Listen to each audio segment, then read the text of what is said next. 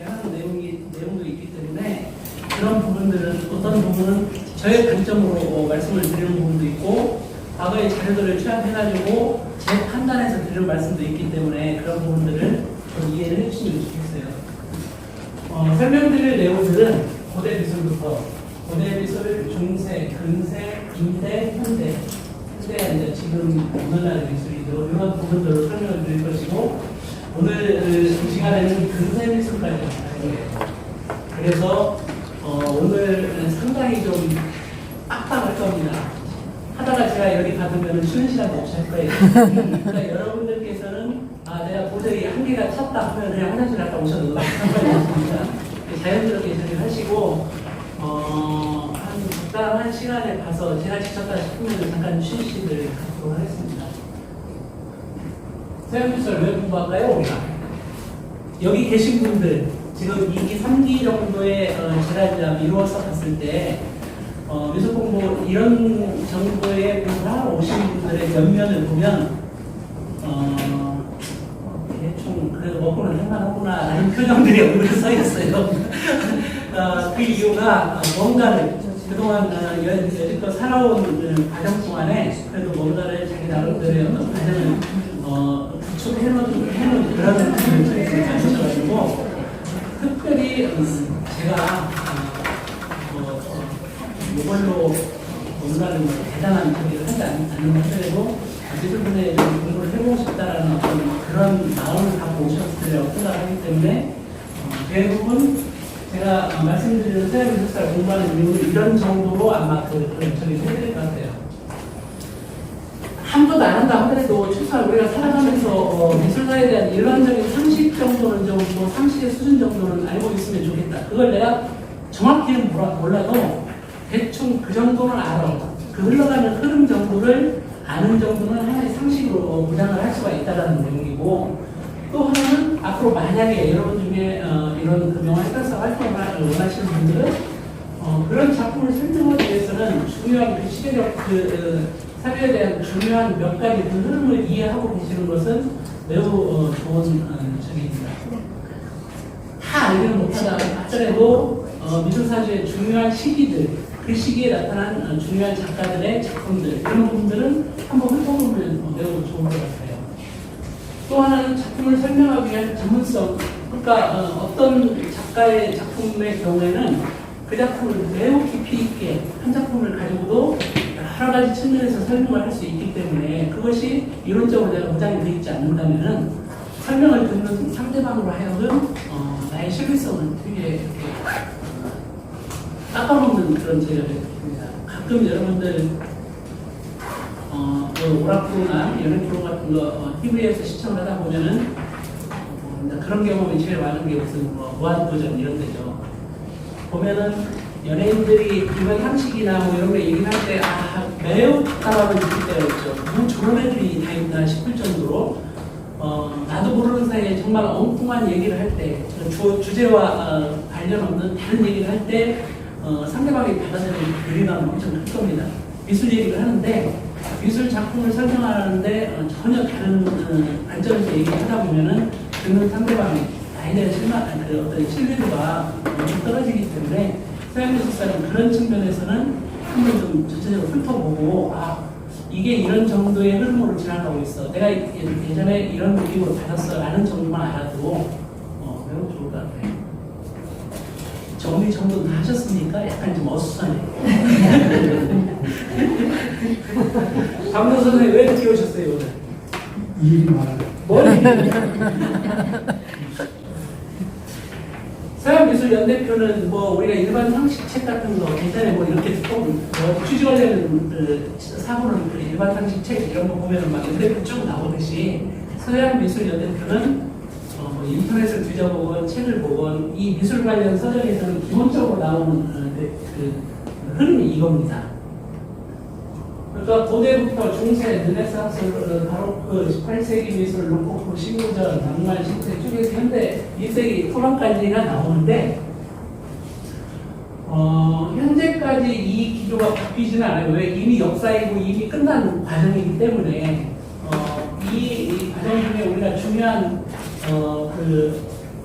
시대적인 어떤 흐름은 바로크는 르네상스, 뭐 미술 우리가 이렇게 미술을 접할 때, 작품을 접할 때 바로크 미술, 뭐 로코코 미술, 아니면 르네상스 뭐 이렇게 할 때 우리가 르네상스라는 말은 일반적으로도 많이 쓰죠. 르네상스는 뭐 할 때 르네상스라고 합니까?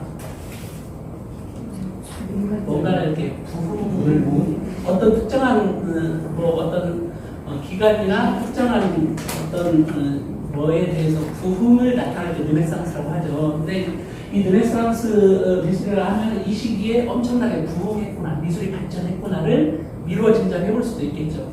그러니까 이 각각의 중요한 몇 가지의 어떤 뭐 낭만파, 인상파, 후기 인상파, 뭐 사실주의 등등등등의 그 흐름이 어느 시대에 지금 꽂혀져 있는지 정도만 이해를 해도 그러니까 이걸 뭐 굳이 다 암기하는 것은 대학교 시험 보는 것도 아니고 바로 열고 여기는 뭘까 18세기 이렇게 해야 답은 아니에요. 그냥 흐름으로 보시고 각각의 그 연대표에 나타나 있는 이런 그 이미지들 이건 뭘 의미할까요? 우리 인터넷 검색 같은 거 하면은 서양미술 연대표 하면 저런 이미지가 나와요. 뭘 의미할까요? 대표적인 작가의 그렇습니다. 저 시기에 대표성을 갖고 있는 작품들을 지금 대표작을 지금 예컨대 뭐 고대미술 나오면 고대미술에서는 이런 정도는 알아야 된다. 이게 뭔지를 뭐 중세미술은 이게 뭔지 등등등등을 이렇게 대표적으로 그 시대의 어떤 대표를 그 시대를 대표하는 작품을 이렇게 설명하고 안내하는 그런 정도가 되겠죠. 고대미술부터 현대미술까지 둘러보면은 크게 나눠가지고 중세 이후에 르네상스, 바로크 18세기를 근세미술로, 그 다음에 신고전, 낭만 19세기 사실주의, 인상주의 미술을 근대미술로, 후기 인상 이후에 현대미술로 이렇게 크게 덩어리를 저는 또 분류를 해볼 수가 있습니다. 그러니까 아까 연대표를 조금 더 부분을 져가지고 보면은 고대, 중세, 근세, 근대, 현대. 아까 우리 목차표에 나와 있던 그 기준으로 보시면은 오늘 이 시간에는 여기까지 한 사람 그렇게 됐어요. 고대, 중세, 로코코까지 하고 다음 시간에는 로코코를 한시간 얘기입니다.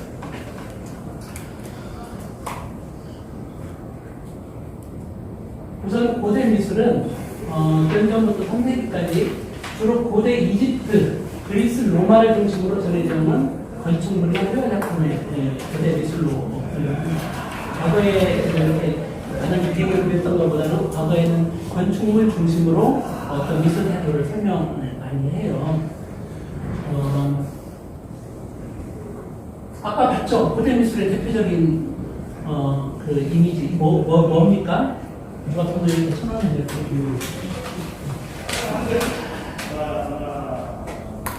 뭐 같아요? 사진 빨리 벗어난 모습. 이게 이래봬도 비너스 산이에요. 빌렌도르프의 비너스라고 칭하는데 이게 지금 모스크바 빈 자연사 박물관이라는 이 작품이 전시가 되어 있습니다. 크기 얼마나요? 11.1. 손으로 한번 따져보세요. 11.1cm. 이 정도만 하겠죠? 이 정도. 절대 크지 않으라는 거예요. 이 작품은 왜 이 작품이 고대 미술을 대표하느냐? 이게 이제 전면 모양이고 측면 모양이고 보면 매우 비형적으로 생겼죠. 여성의 둔부, 유방 모습들이 전체적으로 뭐 이렇게 아름답다고 얘기할 수는 없어요. 그런데 인체 모형을 가진 최초의 조각이다 라는 측면에서 이 작품이 저기 합니다. 왜 빌렌도르프의 비너스냐? 이 빌렌도르프라는 지역에서 오스트리아 다뉩반 강가에 있는 빌렌도르프라는 지역에서 철도 공사 중에 이 작품, 이 조각상을 발견을 했어요. 그러니까 철도 공사를 하는 사람들이 인구의 그 지적 수준이 그렇게 높진 않겠죠. 막노동 하는 사람들이니까 10cm 정도의 저기면 그냥 발불에 차서 돌아다니는 만도 한데 그게 정말 우연찮게 누군가에 발견이 돼가지고 어떤 역사적 가치를 저기 했다는 거죠. 특히나 최초의 인체 입체 조각상이다. 이게 지금 잘 보시면은 발 밑에 보면은 발이 지금 어떻게 되어 있습니까? 잘려야지. 깽기발을 짚고 있어요. 없는 게 아니고. 아. 자, 이 조각이 서 있을 수 있을까 없을까? 제대로 이렇게 보면 와이드 서 있을 수 있을까요 없을까요? 없어요. 못 서 있겠죠. 따라서 이 조각은 이때 당시에 차고 다니든지 부적의 의미로 액세서리를 차고 다니든지 그런 저기를 했을 것이다라는 추측을 하고 있어요. 그래서 유방과 복부 정도의 과장된 표현, 유방, 복부, 엉덩이 이런 데 이렇게 과장된 표현은 생식과 관련된 묘사로서 다산을 상징한다든지 애를 잘 나가든지 뭐 이렇게 어떤 기원의 의미로 만들었다든지, 그러니까 결국은 출산을 상징하는 원시적인 주술적으로 또는 숭배의 상징으로 했다든지, 당시에 이제 수렵 사회에서는 여자들의 역할은 뭡니까? 생산, 아이를 낳든지, 아니면 집에서 저기랑 남자들이 해오는 사냥감으로 인해서 잘 먹고 살면은 이렇게 운동을 안 하면 저기 한다 해가지고 상류층을 표현하는 것으로 성공과 안녕을 주려는 상징으로 작품을 만들어 제작을 하지 않았느냐. 그래서 아까 말씀드린 대로 어디 집에 거실 옆에다 이렇게 세워놓는 게 아니고 딸랑딸랑 옆구리 채고 돌아다니는 어떤 내가 이 정도야 라는 어떤 자기 끝발을 알리는 그런 정도의 어떤 저기로 제작하지 않았느냐. 그래서 빌렌더로프의 비너스라는 말은 과거에는 그냥 이태리나 이런 데서는 밭이나 돈 이런 데 특히나 밭을 경작하는 저기에 어떤 풍요로움을 상징하는 여자, 그러니까 그때 당시에 막 열심히 일하는 여자, 이런 의미의 여자의 저기인데, 그래서 로마 신화나 이런 데 나오면은 아름다움과 미의 여신으로 나타나는 그 아름다움을 대표하는 상징으로 비너스라는 말을 쓰요. 그래서 조각사는 대부분 비너스라고 해요. 이쁘건 안 이쁘건 그 가치를 만든 사람 이름으로. 또 다른 비너스의 상 중에 하나가 고대 미술 작품 유명한 이 작품 이름 뭐예요?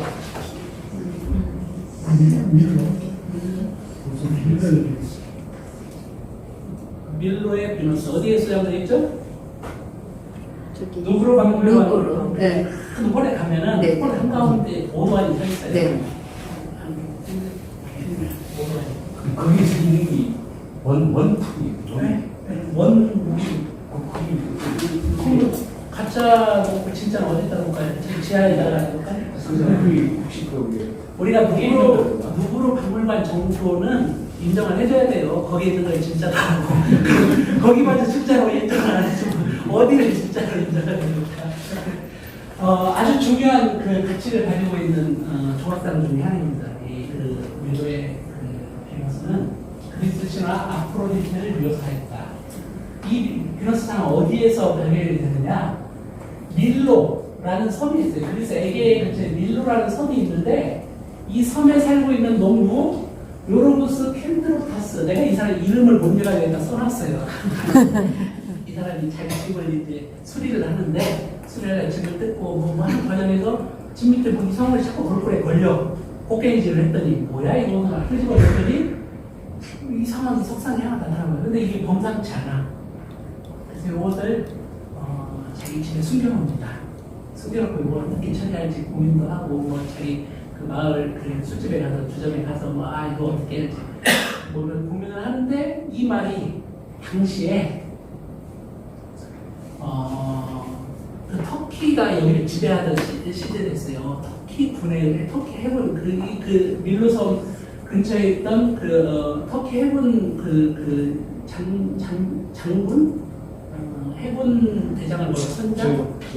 아무튼 그 사람한테 이 귀에 들어와요. 그래가지고 약간 약탈하다시피 반강제로 그걸 뺏어와요. 돈은 명상 죽겠지만. 그래서 터키군이 이 작품을 일단 소장을 했는데, 그 내용을 터키에 주둔하던 프랑스 대사가 그 상황을 알게 됐어요. 그 프랑스 보국에 얘기를 해. 여기 터키에 대단한 가치가 있는 저기가 있는데 요거 정말 저기 합니다. 그러니까 프랑스가 그때 당시에는 나폴레옹 그 이후에 그 전체를 지배하던 그 시기였습니다. 터키에 그 작품 우리가 사겠다. 저기 하자고 달라고 했는데 안 주면 어떻게 됩니까? 죽어요. 안 주면 싸우죠. 전쟁이 그러니까 질 것이 뻔하기 때문에 마지 못해서 결국은 프랑스에 넘기고 프랑스에 넘긴 이후에 결국은 프랑스에 보관을 했다라는 설 하나와 또 다른 한편으로는 프랑스에서 그걸 알게 됐어요. 그래서 그걸 이제 뺏으려고 하니까 밀로 섬에서 터키군이 이것을 안 주려고 치열한 전투를 벌여요. 전투 도중에 이 파란 짝이 떨어져 나갔다라는 그 설이 있습니다. 그래서 아까 전자에 말씀드렸던 내용과 후자에 말씀드렸던 내용으로 인해서 그리스에서는 프랑스에게 이게 약한 문화다. 니들이 뺏어갔으니 2020년 내년이잖아요. 내년까지 내놔라. 라고 지금 공식적으로 항의를 하고 있고 프랑스에서는 이렇게 뺏어간 이것을 정식적으로 돈 주고 자기들은 구매를 했다라는 의미로 그런 그 측면에서 이쪽 팔마저 이렇게 얘네에게 절단을 시켜서 이렇게 하는 전시입니다. 그런데 이 작품이 왜 이렇게 유명하느냐? 매우 유명한 몇 가지 그 이유가 있습니다. 하나는 이 작품은 이 비너스 상의 백곡을 중심으로 상반신과 하반신의 비율이 황금 비율을 가지고 있다. 황금 비율의 숫자가 어떻게 되는지 아시나요? 1대 1.618. 그걸 황금 비율이라고 합니다. 그러니까 여기를 1로 치고 환산하면은 1.618. 그러니까 약 1.5가 반 50%가 더 약간 50% 이상이 약간 더 길다라는 얘기죠. 그걸 현대로 따지면 8대 13. 8대 13을 1로 환산하면 1대 1.625 정도가 됩니다. 이거 윈이라고 힘들었어요. 황금 비율. 그래서 이게 지금 여기 보시면은 이 지금 옷이 지금 이렇게 흐드러지는 이 모습 있잖아요. 옷 주름과 이게 지금 여기 보면은 수려하게 주름 잡히는 있잖아요. 특징은 세련된 몸집. 이 몸집도 매우 우아하니 이렇게 세련되게 딱 서 있는 모습과 이 떨어지는 옷자락의 리즘의 특징을 전형적으로 보여주고 있다라고 해서 이 작품이 매우 우수한 작품으로 얘기를 하는데 프랑스는 이 작품을 도입을 하면서 이러저러한 이유로 이 작품을 엄청나게 소문을 냅니다. 매우 세계적으로 매우 우수한 이만한 작품이었다라고 소문을 내요. 마케팅을 하는 거죠. 그 이유가 메디치의 비너스 반환으로 인한 국민 정서를 보여주기 위한 정치적 선전물이었다. 이게 이제 잠시 후에 설명을 드리겠습니다만은 이 작품을 프랑스에서 가져오기 이전에는 프랑스에서 이미 매우 아름다운 조각상을 그 비너스 조각상을 가지고 있었어요. 그 작품이 이겁니다. 그 작품이 이겁니다. 이거야 아닐까요?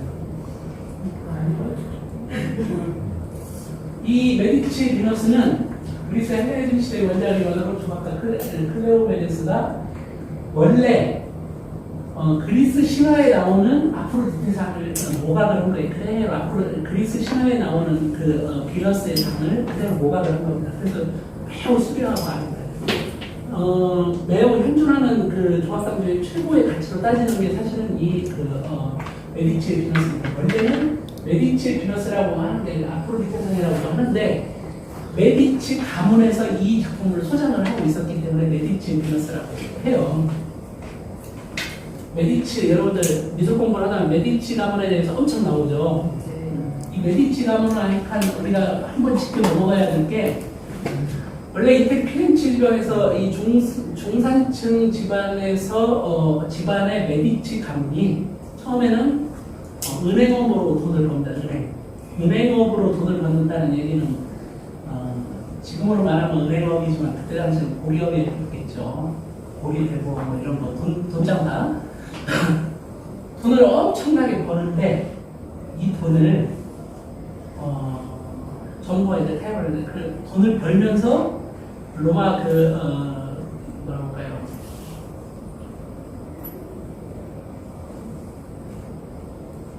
그 공화국, 바티칸 공화국이나 이 교황청과의 거래를 하면서 엄청난 부를 축적을 합니다.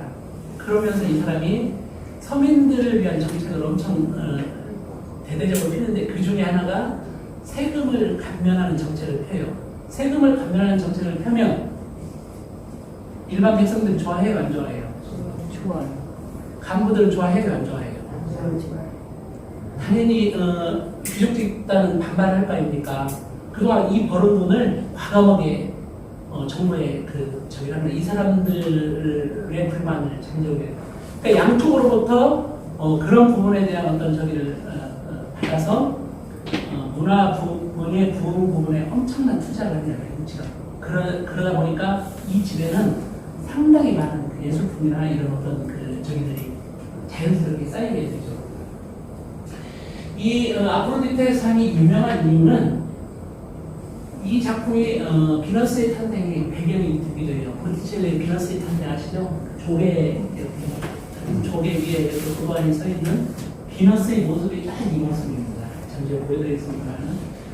그런데 이 작품이 나폴레옹에 의해서 프랑스에서 약탈을 한다는 얘기는 그때 당시 나폴레옹이 유럽 전역을 다 지배를 하던 시기였기 때문에 당연히 메디치 가문에 있는 많은 그런 어떤 문화재를 약탈을 하는데 그 중에 하나가 이거였고 이 작품이 프랑스에 넘어갔는데 이후에 이제 나폴레옹 상후에 프랑스가 몰락을 하니까 당연히 내놔라 해서 이걸 줄 수밖에 없는 시기가 아까 딱 이 시기였습니다. 이것이 나오고 그러다 보니까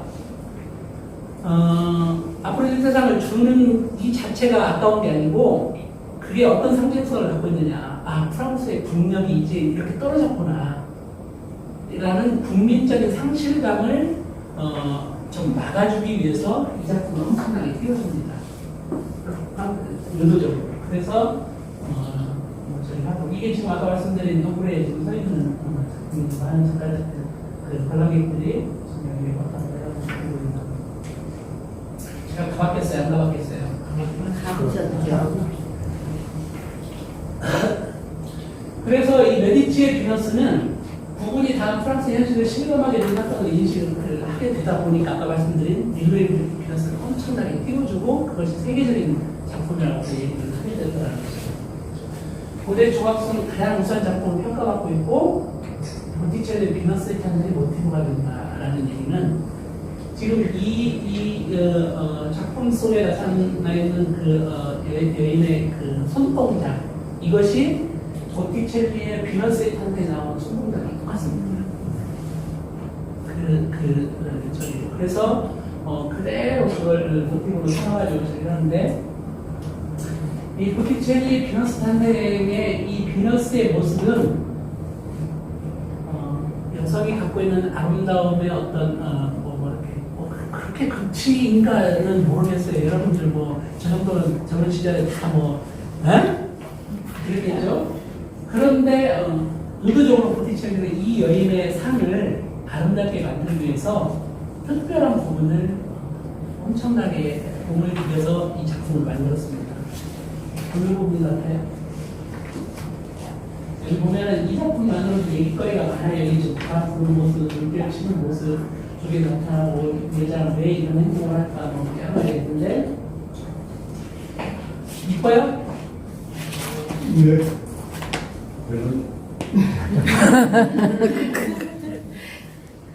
작품에서 보티첼리는 의도적으로 잘 보면은 대부분의 미술 작가들은 인물화를 그릴 때는 인체의 뼈대를 중심으로 골격을 중심으로 골격을 기본으로 살을 입히는 방식으로 그림을 그려요. 이게 골격적으로 지금 이게 과연 맞는 모습이냐라고 했을 때 안 맞는 모습이 사실은 유달리 긴 목과 허물어지듯이 내려간 어깨. 이렇게 여러분들 해보라고 해도 못해요. 이렇게 하려면 목이 같이 따라야 하는데 목은 반대죠. 미래 감각의 해부학적으로 비정상적인 인체를 의도적으로 해서 작품을 만들었다라는 것이 보티첼리 플라스 탄생의 중요한 포인트 중에 하나일 겁니다.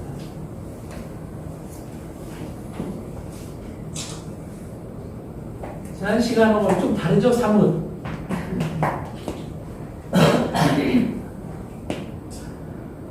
고대 미술 중에 대표적인 건축물 중에 하나가 이 파르테논 신전입니다. 그리스 아테네에 있는 그 언덕에 있는 아크로폴리스라는 언덕에 있는 신전인데, 이 신전은 아테네 시에 이 시를 아테네 시를 보호해주는 여신을 기리기 위해서 여신의 단을 쌓기 위한 그 신전이에요. 파르테논이라는 말, 이 말이 뭔 뜻이냐 보시면은 처녀의 집이다. 이때는 쏘신 아테나 여신에 대한 신전. 그러니까 이 파르테논 신전이 유명한 이유는 현존하는 가장 위대한 고대 그리스 건축물 중에 하나이고, 이 건축물이 세계 문화유산이에요. 몇 호? 세계 문화유산 몇 호? 왜 물어보겠어요? 1호. 1호. 내가 뭐 378호 이렇게 하면 올리겠냐고요. 세계 문화유산 1호. 그럴 정도로 사적 가치가 있기 때문에 그런데, 특히나 이 건물은 도리스식 건축 양식이 최고로 평가되고 있다. 또 다른 한편으로는 이 각각이 다 황금비율을 이루고 있다고 해요. 이 기둥과 기둥 사이, 또 간격과 간격 사이 다 그래서 매우 가치가 있는데, 특히나 이 파르테논 신전은 도리스식 건축 양식의 대표적이다 하는 이유가, 도리스식 건축이라는 게 뭘까 궁금하죠, 이제. 제가 알아봤겠어요. 도리스식 건축 양식은 이 건물의 기둥이 위로 올라갈수록 약간씩 좁아지는데, 가운데는 우리가 저기 어디 커다란 사찰 가면 대물림 기둥이라고 하죠. 이렇게 가운데는 두툼하니 아래로 이렇게 되는데, 아래는 완전히 작지는 않지만은 적당한 선에서 붙었다 이렇게 천천히 올라가는데, 올라가는 끄트머리 맨 위쪽에 받치는 부분, 여기는 무조건 접시 모양의 이런 저기가 있어요. 그것을 도리스식이라고 한답니다. 도리스식 건축 양식. 그런 양식의 대표적인 건축물이 고대 건축물 중에 파르테논 신전입니다. 그리고 원래는 일단 페르시아 분이 왔을 때 아테네 시가 완전히 다 박살이 나고 하여간 파르테논 신전도 완전히 다 무너져가지고 저기 한 적이 있었는데, 당시 그리스인들은 전쟁의 참상을 그대로 보존하자 해가지고 그냥 그대로 놨었어요. 그게 한 480년 그 시기에 일어난 일인데, 5세기 중반쯤에 다시 이제 복원을, 이 아테네 시를 복원을 하면서 이 신전도 다시 세웠는데, 잘 이쁘게 세워놨는데, 요놈들이 전쟁을 했어요. 베네치아군과 트로페인 사이에 전쟁이 일어났는데, 트로페인들이 이 안에다가 화약을 적재를 해놔서 싸우려고. 근데 베네치아군이 폭격을 하다 보니까 신전 안에 화약이 들어있다, 거기에 폭발이 들어오게 오늘날 이 모습으로 이렇게 되었다는 거죠. 좋아합니다. 아깝죠? 네. 그래도 가면은 한 번씩은 둘러보면 가끔 저희들 무슨 꽃보다 할때 이런 데 보면 이렇게 가서 사진도 찍고 촬영도 하고 주변 경관을 쭉 둘러보고 하는데 매우